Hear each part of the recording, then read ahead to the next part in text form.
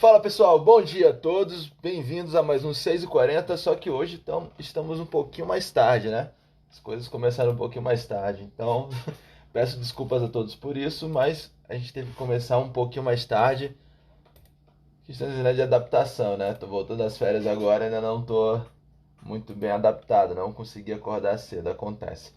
Mas a gente tem muitas notícias para comentar nesta terça-feira, dia 15 de junho. Vamos lá. Primeira coisa que eu queria falar com vocês é sobre o que está tendo na CPI. O Barroso, a CPI pediu a quebra de vários sigilos é, telefônicos e telemáticos de vários servidores, inclusive do próprio ex-ministro da Saúde, o Eduardo Pazuello, né? O Pazu teve a sua quebra de sigilo também pedida. Nossa, isso aqui tá chato. Pedido pela CPI, né?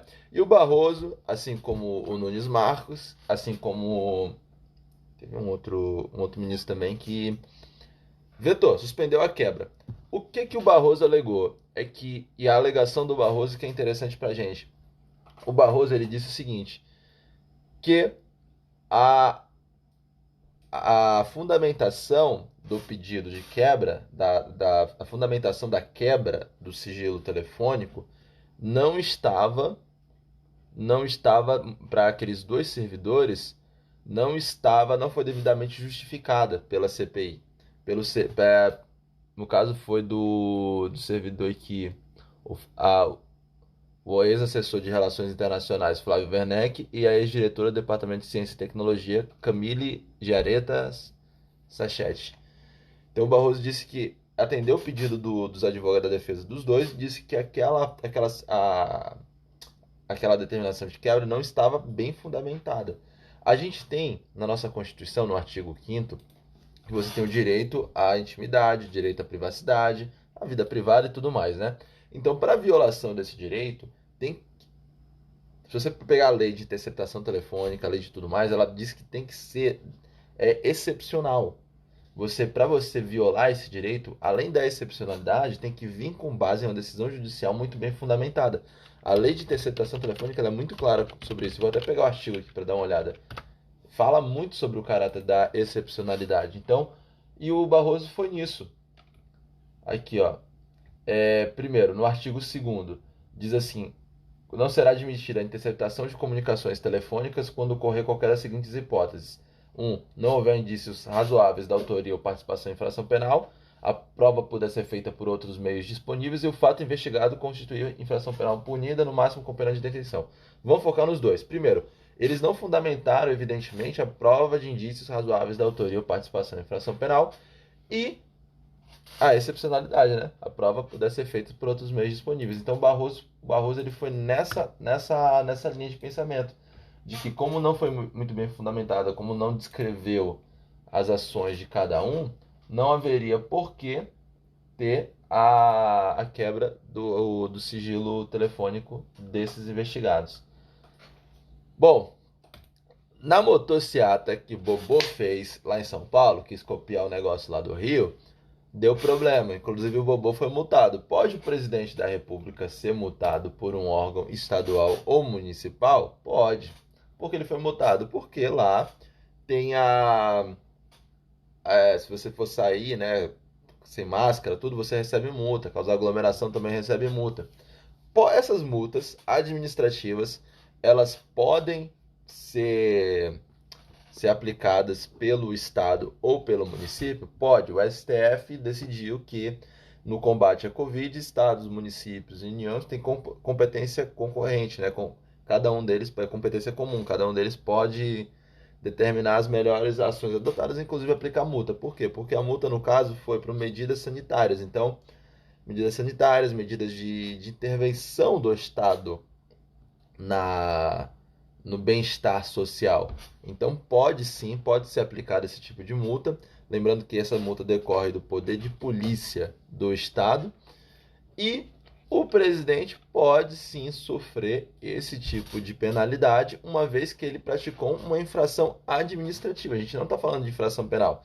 Se fosse infração penal pelo presidente, tem todas as regras básicas, tudo previsto na Constituição, além de ser julgado pelo STF. Aqui, no caso, é uma infração administrativa e ele pode sim ser multado. foi multado também no Rio também. No Rio também multaram ele por isso. E o que decorreu do passeio de Bobomotoca? Decorreu o seguinte, que o MPF, desculpa, o Ministério Público de São Paulo abriu um inquérito civil. E o que é um inquérito civil? A gente tem que voltar na Lei de Ação Civil Pública. Ele abriu um inquérito civil para apurar o que aconteceu lá, apurar se houve desvio de dinheiro público, apurar o que gerou esse fato, botar as pessoas que estavam envolvidas na, na organização do evento.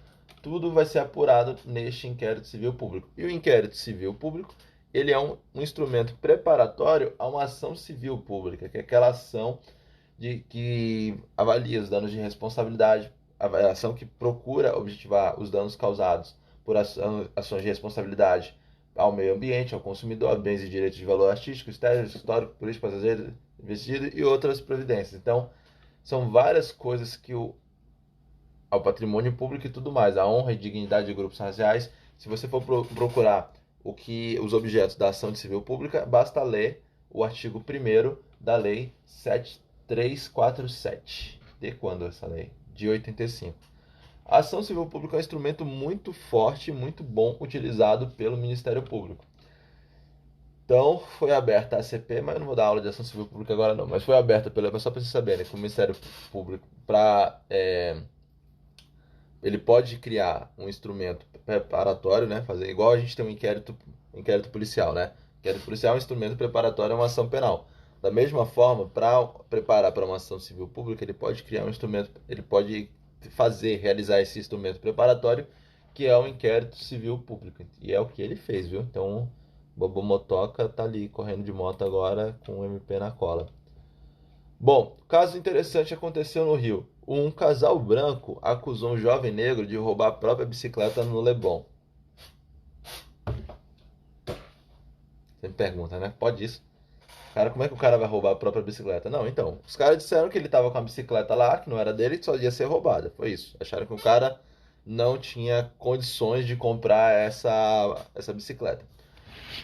O, a vítima que eu falo, a pessoa que foi acusada injustamente de ter feito esse ato, por esse ato, né? Ela finalmente decidiu denunciar. E aí, quando você denuncia num caso desse, qual é o crime que chega lá? Você imagina que você está lá na sua delegacia, chegou essa situação e qual é o crime que você tipifica nesse caso? Vai botar racismo? Não é racismo. A gente já explicou racismo, que racismo ele precisa ser uma coisa mais generalizada, ele precisa atacar as pessoas de modo geral, né? Aí você vai aonde? O que você faz nesse caso? Injúria racial? Pode ser, né? Houve uma conotação ali de um certo preconceito. Pode ser, você pode botar injúria racial. Mas tem um crime que a gente se adequa mais ao caso. Por exemplo, a gente tem alguns crimes que se adequam mais ao caso. Por exemplo, falsa comunicação de crime, calúnia, difamação. Quem acha o quê? Eu iria para calúnia, porque o que é calúnia diferente de difamação? Às vezes chega a galera na delegacia e fala assim: ah, eu fui caluniada. Não foi, você foi difamada. Por quê? Difamar alguém é você imputar um fato ofensivo à sua reputação. Você chega assim, a pessoa chegou na delegacia e falou assim: ah, que ela disse que eu sou ladra. Ou o cara disse assim que eu tenho dedos leves, ou disse que eu sou corrupto. Mas isso não foi uma calúnia. O cara não te imputou um crime, um fato exato como um crime, como uma coisa que aconteceu. Ele está atentando sua reputação. A calúnia já é imputar falsamente fato definido como crime. E é punível contra os mortos, viu? Vocês saberem que no parágrafo 2º a calúnia é punido contra os mortos. Mas tem Pera aí, rapidinho. Tem um crime específico, eu tô procurando ele aqui, eu não tô lembrando o artigo. Que aí tem que bate muito com esse caso, que é a. Ai, cadê? Não, não é esse não. querendo procurar esse crime que eu não tô conseguindo achar. Calma aí, rapidinho, pessoal.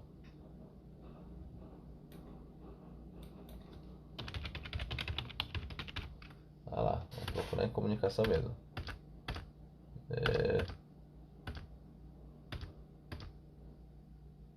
Não. Aqui.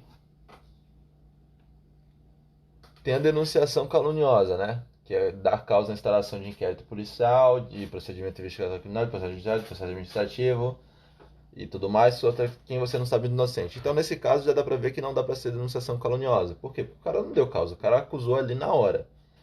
E comunicação falsa de crime ou contravenção, que também é comunicar falsamente um crime ou contravenção.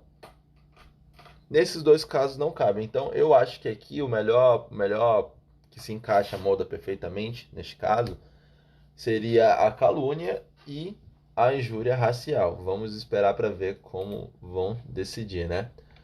Bom, a Justiça do Goiás, ela impediu o filho de receber herança após matar seu pai. O cara matou o pai. O que aconteceu? Isso é engraçado, porque engraçado, ó.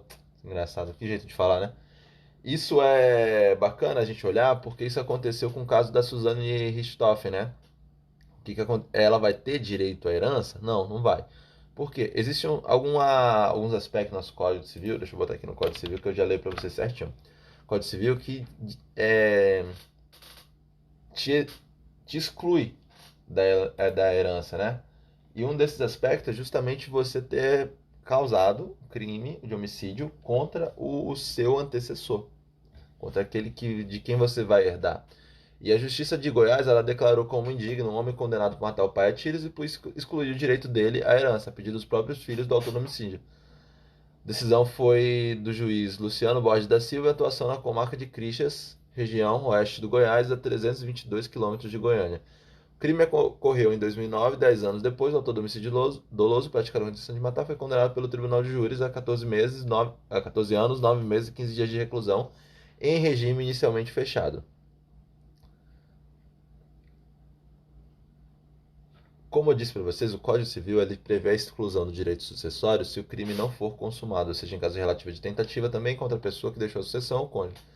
E além disso, o Código Civil, o artigo 1814, peguei aqui o artigo já, era isso que eu queria, pegar o artigo do Código Civil, 1814, cadê o 1814? 1814, aqui. O artigo 1814 diz assim: são excluídos da sucessão os herdeiros ou legatários. 1. Que houverem sido autores, coautores, partícipes de homicídio doloso ou tentativa deste contra a pessoa cuja sucessão se tratar, seu cônjuge, companheiro, ascendente ou descendente. Então, artigo 1814, 1. Nesse caso, como é que faz? O cara foi excluído da herança. Para quem vai a herança? Para os herdeiros dele, para os herdeiros imediatos.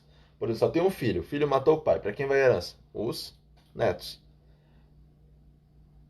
Uma pergunta bem legal que a gente tem que saber é assim: pega num caso que você é juiz, você é defensor lá, você está com esse caso. O filho só tem dois filhos, né? Dois filhos. Um dos filhos matou um pai. Esse filho que matou o pai, ele tem mais dois filhos. Como que se resolve esse bolo doido? Para quem vai a herança?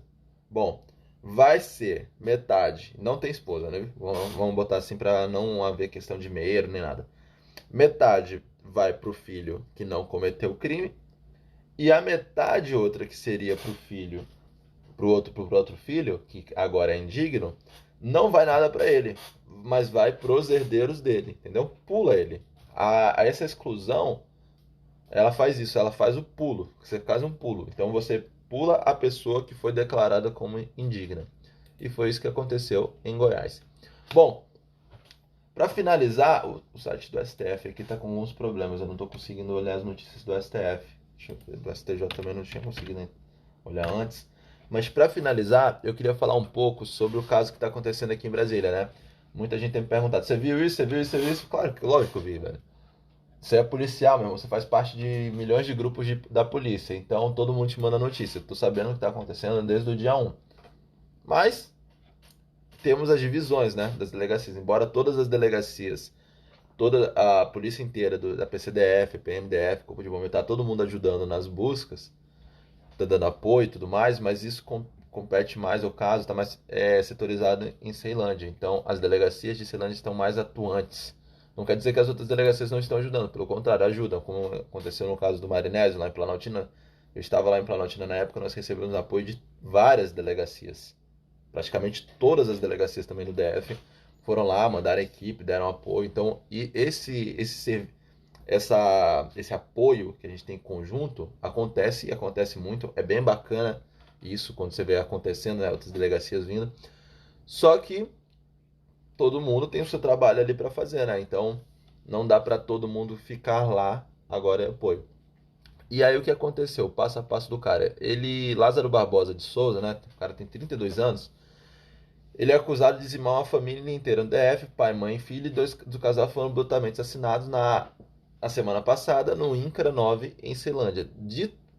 Após isso, o cara ainda já trocou tiro com a polícia, o cara já botou outras pessoas em cárcere privado, já aconteceu outros roubos, tá um terror ali naquela área, né? Inclusive está afetando os moradores que já estão com medo de ficar lá, de receber, de já tá fechando o comércio e tudo mais. Então, tá um terror bem grande. O que eu recomendo a vocês é que se vocês ficarem muito atentos, se tiverem qualquer notícia, tá lá um retrato, tá lá tem foto dele já atual, inclusive foto dele antiga e foto dele atual. Se vocês tiverem qualquer notícia dele ou qualquer informação, pô, cara, polícia, na hora. 190, 191, qualquer coisa. Dá essa dica pra polícia, liga pra delegacia, porque tá havendo buscas muito grandes contra ele para tentar achar esse cara. Esperamos que ele seja encontrado o mais rápido possível. Mas se você souber qualquer coisa, avisa a polícia que vai ser sempre bom a gente tirar esse maluco, né, de circulação. No mais, é isso, pessoal. Eu tô olhando aqui agora as notícias do STJ, não tem grandes notícias no STJ, não teve, ó. Eu entrei de férias, tá vendo? Não teve grandes notícias, então tá tudo de boa. Deixa eu olhar aqui rapidinho do STF. Agora o STF, o STJ abriu. No mais é isso. Até quinta-feira. Quinta-feira nós voltamos com o nosso 6h40. Quinta-feira provavelmente também vou ter que fazer num horário. Um horário diferenciado. Mas qualquer coisa eu aviso vocês. Então, quinta-feira voltamos com o nosso 6h40. E um abraço. Desculpem pelo atraso hoje. Mas ainda estou em período de adaptação pós-férias. Então, nos vemos depois. Nosso mais um 6h40.